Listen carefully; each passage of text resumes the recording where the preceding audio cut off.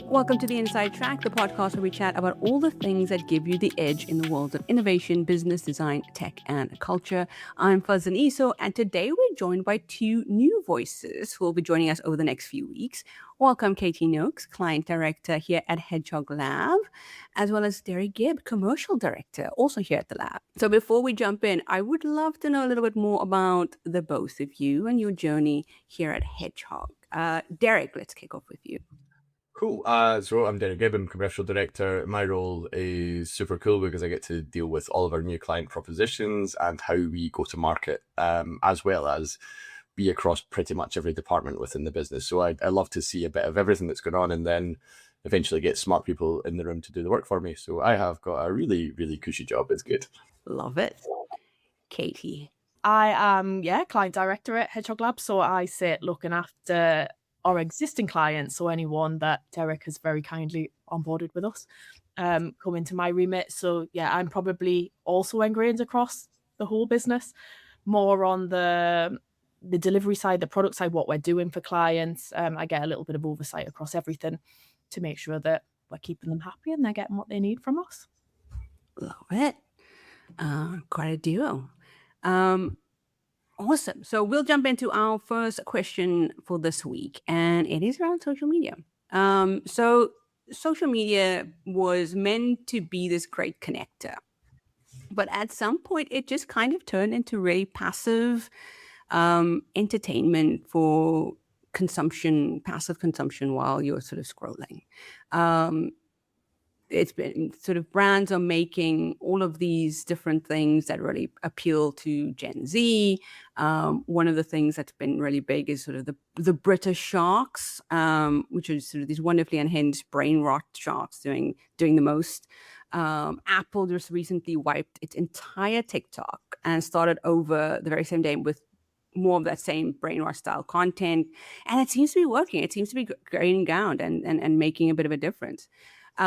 Which is either really great or really, really depressing when you think about it. So has social media just now fully become entertainment? And if it has, what does that actually mean for brands trying to build something real and sort of real authenticity? And also, what does that say about the state of B2B content as we're sort of, busy making it right now? Derek, you look like you have something right at the gate there.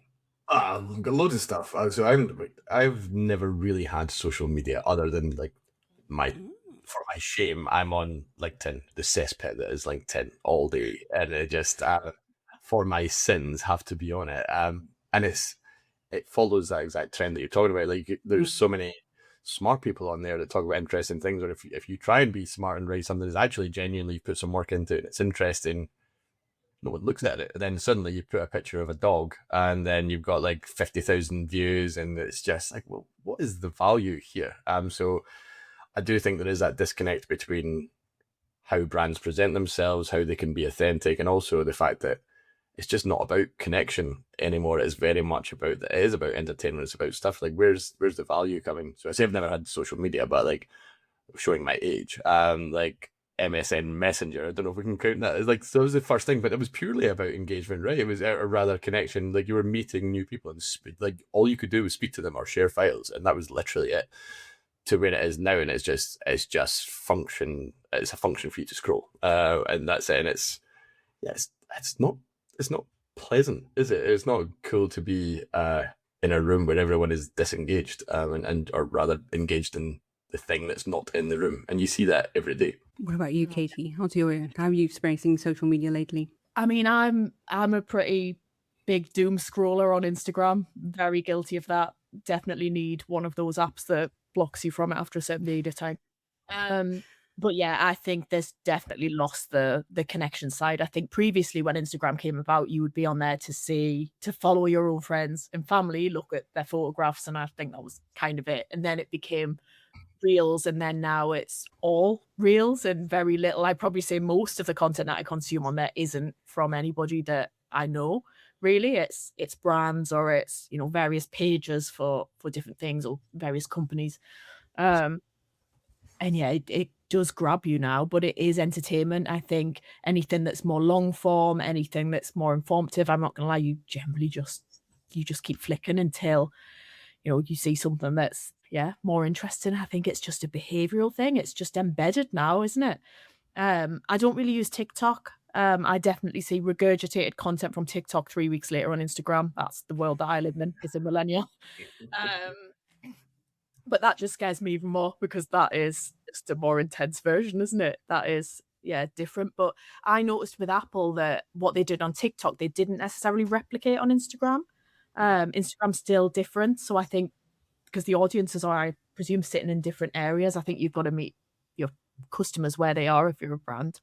And Gen Z, let's face it, they probably are on TikTok, and Instagram, I imagine, is a mixed bag of people still. My mum's still on Instagram, but she will only be following probably me, my sister, and family members. So she's still seeing it for its old school purpose. So I think for a brand, it's got to be hard, hasn't it? Because you've got to meet the customer where they are with the content that they want at the time they want. And that looks different if you're someone like Apple that spans such a broad range of customers. You can't just do things for Gen Z. And for Apple, they're well known. Everyone knows who they are.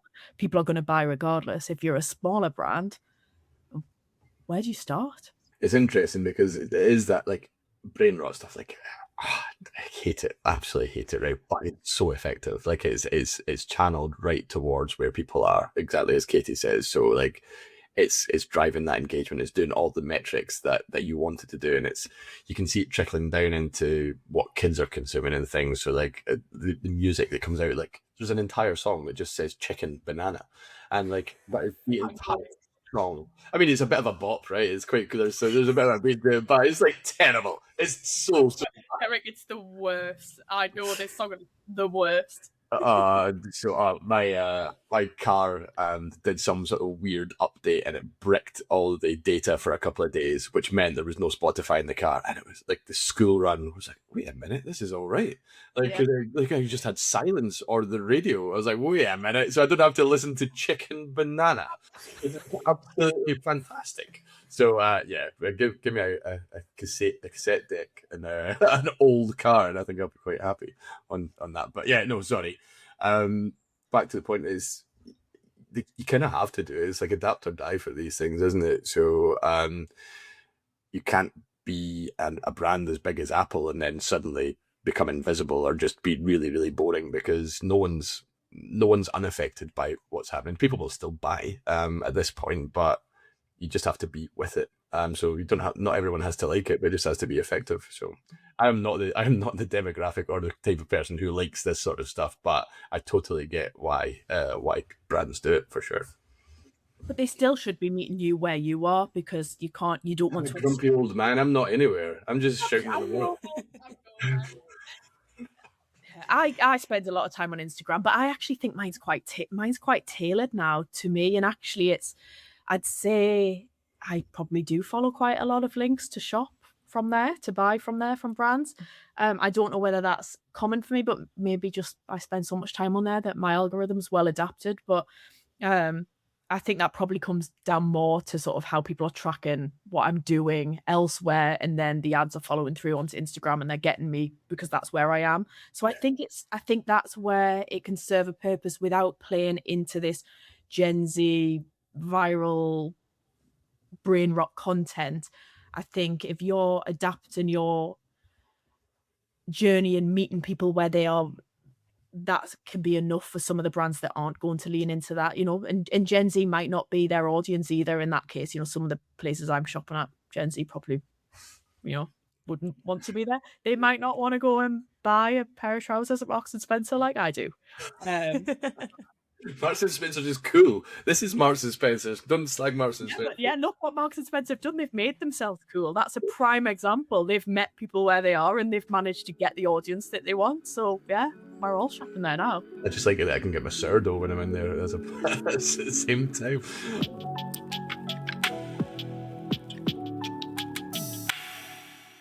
Our next topic is something a little different. So there's been a whole movement right now around deliberately choosing sort of the harder, slower, more inconvenient option. And obviously, because everything is a maxing these days. This is being called friction maxing. And it's not just sort of like a wellness trend to slow down and be sort of more in the moment.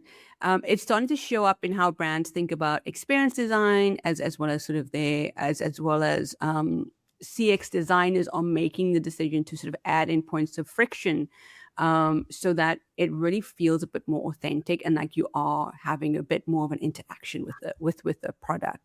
We're also seeing kind of lifelong early adopters going, the smartest thing to do right now is to not jump onto the new gadget, sort of just wait for it for a while. So the question is really, have we hit peak convenience and now we're kind of going into inconvenience culture? Is this a bad thing? Are we looking for friction as that measure of authenticity? And is this also something, I think for both of you, is this something that we're seeing in sort of client requests now to sort of make it a little bit more frictionful, to really make you feel like you're there and you're interacting? I think that's got to be pretty specific. I think you'd have to be, if you're going to create friction, let's say to make someone buy something or to get on board with your brand, then there needs to just be an appeal there, doesn't there? There's got to be something that makes people want to do that, and that comes down to sort of exclusivity or that it's limited what they're getting access to. It has to be worth it for the customer. I get the concept, because I think, is it too easy to do things now? Yeah, I mean, if a site is on Shopify and I see something and I add it to basket, suddenly all of my details are there ready to populate. It's easier than Amazon, and I bought it. And I think you don't feel the journey of that purchase anymore. Suddenly you think, I've just spent £100 on something and I've not really thought about it. I clicked one button.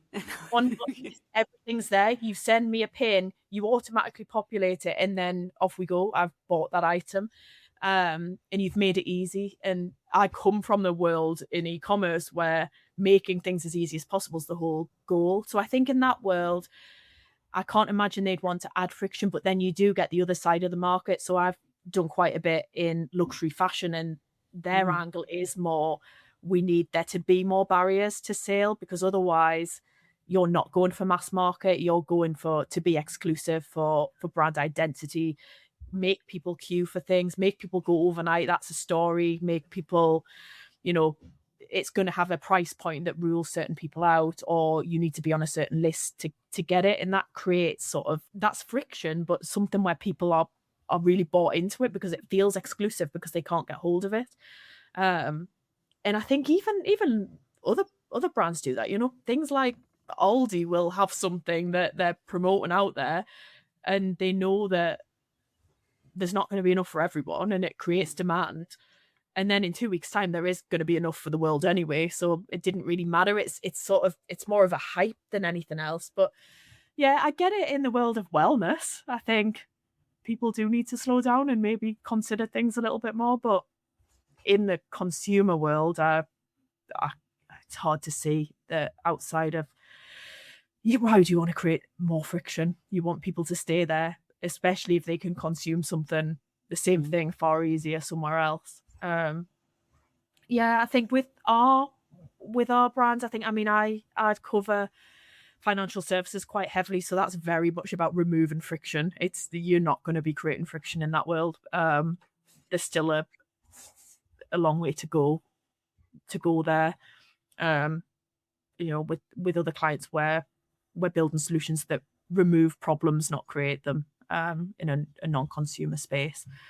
So yeah, I'm on board with it, but specific to certain areas. Wellness, absolutely. We all need to slow down and log off and add a, let's walk somewhere instead of getting in an Uber, and you do it thoughtfully. But yeah, I'm probably avoiding friction most of the time.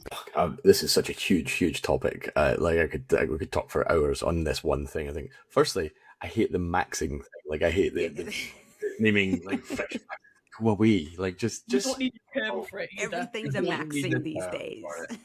Oh man, but like there's firstly, there's good friction and there's bad friction, right? Like, so what Katy talked about, like creating demand, FOMO, all that sort of stuff is great. But like you're used to convenience, you're used to things working well, and then you just really become numb to things. But then well, if you're me, you get incredibly angry about things that don't work well. So like I tried to be good. So like use a paper notepad. I thought, you know what, I'm going to use an electronic one of these remarkable things, and like because that is convenient. It's able to upload everything to the cloud and all that sort of stuff. But it's got the worst possible friction point because you have a pin. So if you're in a meeting and you haven't written anything for a while, then you say, "Oh, what's that thing you just said? We have to put in this 6-digit pin to be able to then say the thing that you've moved on to a different topic about." It's terrible, absolutely terrible friction. So things like that are just not great. But like the whole going analog with stuff and people getting dumb phones and stuff, I totally get that. Like trying to switch off, although we moved office in Newcastle recently, and I thought, you know what? I've got to Newcastle a lot. I know how to get there. I am not going to use my phone to figure out how to get there. And went the wrong way. Ended up in Eldon Square. So, I mean, I was close, but I'd gone one street too far, or not far enough. I was like, wait a minute. So there's definitely value in having Google Maps on your phone, because at that point I was like, oh God, I'm going to be late for this meeting. But yeah, it's a big, big space. And I think if you remove too friction, then you're not present, right? Like Katy said, you stick something in your basket, suddenly it's at your door. And if you can create something that makes you present in stuff, that's where value comes. And I think regardless of industry, people are looking for creating experience. And that experience is everything from onboarding to being present in a journey to actually sometimes being physically present as well. So we have our own event that we've created, which is Changemakers Club, which is invite only, which is very different to a lot of tech events where it's like, let's get the biggest possible net we can find and get as many people in the rooms. Like, well, actually, no, we want 25 people in the room that are like specifically going to add value to what we're doing here. And it's been interesting because there's people asking to come. They're like, oh, no, sorry, you can't come. And it's been different. It's been cool. And it's not like, I mean, it is exclusive by nature, but I feel like exclusive being a good word here. So you are purposely being quite exclusive with it, but it's to build value for those who are there. So we are generating more value for the people that are present in there who are buying into what we're doing as well. So I think there's definitely good friction to be had, and I think it's a good thing sometimes. So if you are interested in the Changemakers Club, please reach out to Derek. Only a very specific profile. Very specific.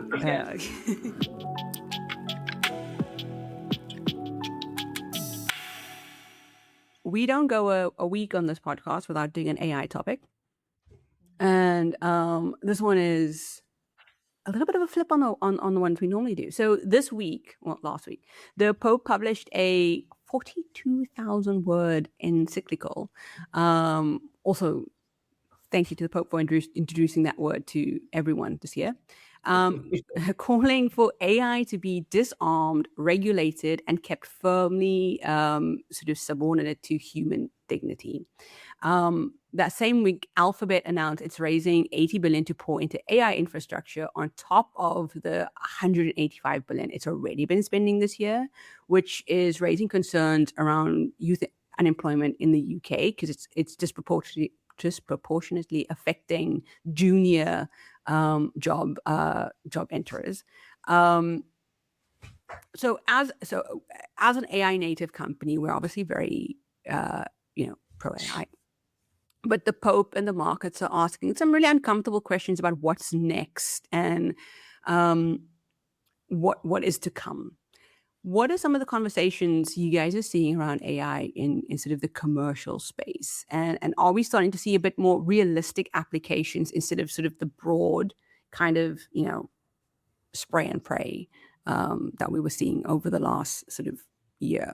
Yeah, I mean, there's, again, we can't have a conversation without having AI as part of it, regardless of what room you're in. So I think it's nice that the Pope's had a bash at this, but like he's trying to hold back the ocean here. Like there's no way that this is stopping, and no one man or anybody or any deity is going to stop this anytime soon, because it's a force of nature, and it's it's only going one way. The amount of money that's invested in this, and it is, he talks about disarming, it is an arms race as well, because it's like, okay, who's first to do this? Where are we getting the hardware for this? Where are we getting the money for this? Where are we doing all this? And it's just somewhat terrifying. And I think there's no way of, we certainly can't control it. We need to be adaptable to what we do. But I think as part of our taking the we love the tech piece out of it, for a while, like we're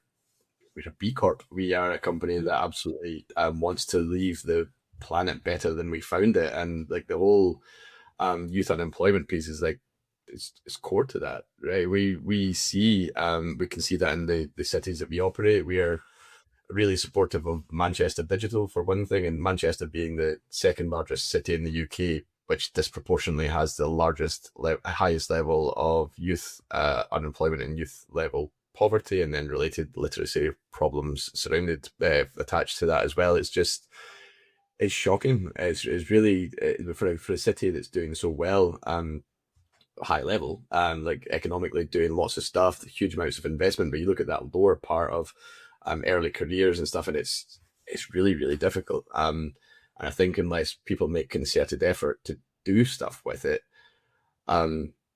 it's only going to get worse. But you see examples of companies who are privileged, who are able to make an impact. So like Auto Trader is an excellent example, because they're a huge organization, very successful. They could go one way and like heavily invest only in senior people, the best of technology, and just disregard. But what they've actually done is they've created a system where they're taking early school leavers, or people who are disadvantaged, and helping them start a career in tech. And a lot of that folds into the ways of working, where they've invested in city centre properties and things which make it an engaging place to come in and have that level of engagement, experience, the stuff that we talked about earlier. Like, experience is key. So for these kids that come out, maybe sitting at home is not the best thing to do, but if they are in an office with really smart people and it's really quite inspirational and aspirational, then that's fantastic. But that's an exception. That's not every company's in the position to do that, because there's much wider macroeconomic impacts for companies like us, every single type of company, because we're in really difficult trading positions just now, where there's more tax, there's more X, Y, and Z that makes it more difficult to do things. So it feels like an additional spend. Whereas if things were different, maybe it should be investing in allowing companies to employ more people and train more people and do all the sort of stuff that we benefited from, probably like the apprenticeship stuff and things that allow you to get your foot in the door with companies. I definitely see. I think you don't want to discard the concern. I think clearly what's been published is on the far side of, like you say, you can't control that. But I think that there does need to be more consideration there, because I think in the right hands the potential is massive, but in the wrong hands it's definitely more concerning. So I don't think that we steer away from that. I suppose in the world we work in, we talk about this every single day. It's what we do, but I think we start to see now people applying this in the right way, and you can see that they have to lean in. So I had a meeting yesterday with a charity, and they're saying that AI is sort of impacting them in a way that people are consuming their information elsewhere. So for context, they provide support to people that have undergone a cancer diagnosis, and they'll provide support information, help take them through what that support might look like. So it's an important service, and what they're writing is and what they're publishing to their audience is important content that is factual. It's checked with the right people. It's gone through a sort of a proper clinical review. But they're saying actually what they're seeing is their users as such are searching for answers, getting this AI generated response and taking that, and that's that. So they're saying, actually, how do we get on board with it? How do we make sure that information is correct? So I think people are leaning in, rather than just saying that information's not right and this has changed our world. You have to lean in now. There isn't a choice, but it's making sure that the right information lands with the right people, because otherwise, where do you draw the line? And then we've got other clients that, a year ago were looking for, how do we use AI? How do we build something into this, but with no real agenda? And actually now it becomes more thoughtful. If it's not going to add value or it's not going to save time, it's not going to take a pressure point away. Are we bothering with that now? So I think the conversations, even in the space of a year, have shifted and are far more considered than what they were back in time. And then we have, I think it also discredits, I think that sort of feedback that's wanting to sort of push AI out of the fold entirely is discrediting some of the really good work that goes on in that space, and that some people are doing this in the right way. And I don't think they would mind me naming them, but one of our clients, Teachmate, they've built a platform for teachers that, with the goal of helping them generate things like lesson plans, worksheets, things that will support them with all of that out of hours time that they have to spend preparing for lessons. They work really closely with the government. Everything is meticulously checked. They are helping define what the framework looks like for the UK government, for how you use AI in schools. And I think there's it's a big piece that is massively impactful, but it's being done in the right way. And I think it's not discarding the fact some people are going to do this in the wrong way. And I think you can scroll LinkedIn and see how much AI generated content there is, and you think, I don't know what's true and what's not these days. But I think there needs to be more of a light shone on those that are doing this the right way and are considering where this can add value in a safe manner, rather than, making the assumption that everyone's going to use this for something negative. It's interesting because we internally talk about this all the time, right? So you and I were in the same session yesterday, and we're I've got a foot in both camps, because on one side, like internally, we're not being super bombastic with what we're saying about AI. We're not saying, okay, yeah, we're 100x engineers and it's great and what have you. We're looking at this in a very pragmatic way, say, well, we've always, for the past 20 years, been really good at these things about how we actually deliver value to our customers. And now we're like, well, okay, how do we make those bits better? So we're doing that, and that all makes absolute sense because we're delivering value in a more effective way. But on the other side, like, we are also leaning more into advisory pieces, where we are seeing large organizations with legacy tech stacks and legacy ways of building a business.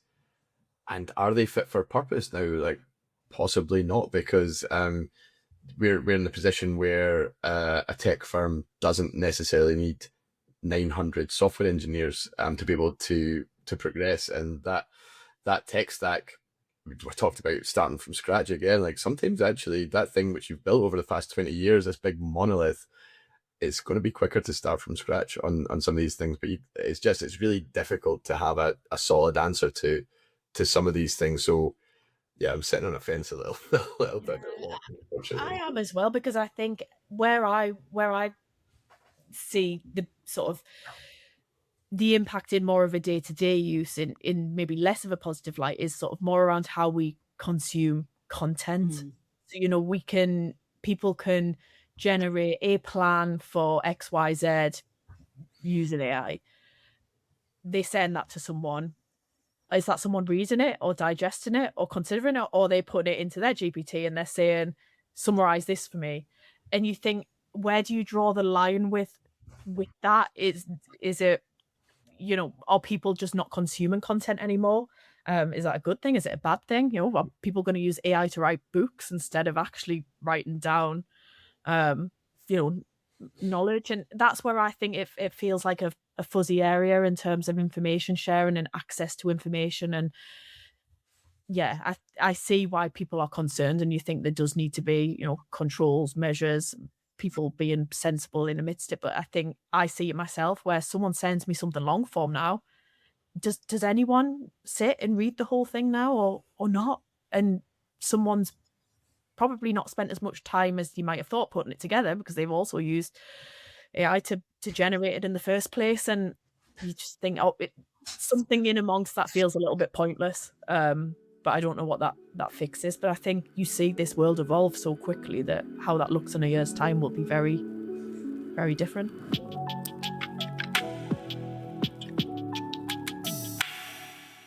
So to finish off, we always ask the question about what has inspired you this week, whether it's a music, film, TV, design, a book. So let's kick off with you, Derek. What has inspired you this week? I don't know if it's inspired, but the new Masters of the Universe movie is coming out. Well, came out yesterday, so a child of the 80s. And I mean, I appreciate it's like super catchy. Yeah, like right up for it. Like my kids are too young to go to it. So I'm trying to manufacture a situation where someone will come with me to go and see it. But like the trailer is like, I mean, it'll be terrible. It'll be so bad, but I really want to see it. I want to. I think that looks super cool, and it just goes into all the stuff we're talking about, like going analog with things. It just has all the memories of, I guess, simpler times. So for me, that's where I'm going with that. Also, it's so nice to like not have a Marvel movie again, you know, like just like somewhat different. I mean, look, its origin is not great, right? Because it was purely created so that people could sell action figures, much like Transformers. Like that, we need a vehicle to sell some stuff. But it's like old school, isn't it? It's like before product placement was a thing. You just made the thing, and then you made a show around about it. That, I mean, which is now what people are doing now. They're just doing the exact same thing. They're just, you know, it's on social media instead. Yeah. Katy, what has inspired you this week?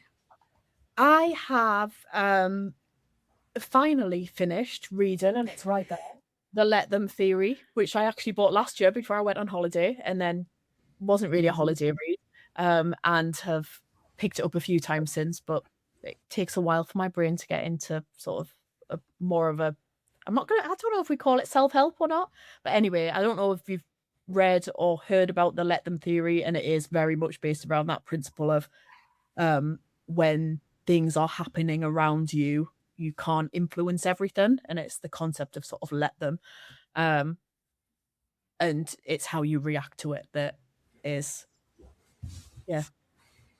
Well, it seems like a much more polite, more polite version of a book I read a while back, which is on that shelf up there, which is the subtle art of not giving a fuck. You know what? Yeah, exactly that. It's kind of saying, look, if you can't have an impact on this, it's going to happen anyway. Then let it happen. And then I needed a little bit of that. So it has taken me that long to read it, but we finally got to the end of it, and it's very good, and I do recommend. And I'm going to say that probably from now on, what's inspired me is more likely to be something wild that I've watched on TV. You've just landed really lucky this week. And I made myself sound smart, and yeah, I can't say that that's going to long continue, because usually I watch a lot of trash TV, so it may be less inspirational, but let's see. Yeah. The trash TV is my inspiration of the week. Actually, I love a good fandom scandal and things. And if anybody's been watching this latest season of Summer House, there's a huge scandal that has erupted. And I just really enjoy when fandoms have something they can all sort of rally around. And it's also fun to see new people come into fandoms that they haven't really been in, and sort of, okay, well, here's the law that you need to be kind of brought into. And I think that's such a fun way of, like, we can be so far removed from community so often in our lives, but I think the one place where it really kind of becomes a thing again is within these sort of niche fandoms on Reddit, or, you know, now Threads and things like that, where you have a shared experience. And I think we're so lacking in shared experiences that when something happens that is, and I think I talk about this all the time, when something happens that is like a global thing, it's so good to kind of have that moment where it's like, we all have this knowledge now. This is great. And we can all talk about it. And although I'm pretty sure everyone in my life is sick of hearing about it, which is why I have to resort to online fandoms. But like that, but like those type of things, those niche fandoms that exist on Reddit and those sort of things, where you can just like find your people, no matter how weird it is, or no matter how weird you are, and there's always someone who kind of enjoys the same things that you do, and that's just really affirming, in my opinion. Well, thank you to both of you for joining us today and for the next few weeks. Thank you to everyone who's listening. To find out more about our sessions, our briefings, our product builders, or the network, head on over to our website, our social channels, and of course, follow this podcast for more. We will see you next week. Thank you, everyone. Thanks for having us. Cheers.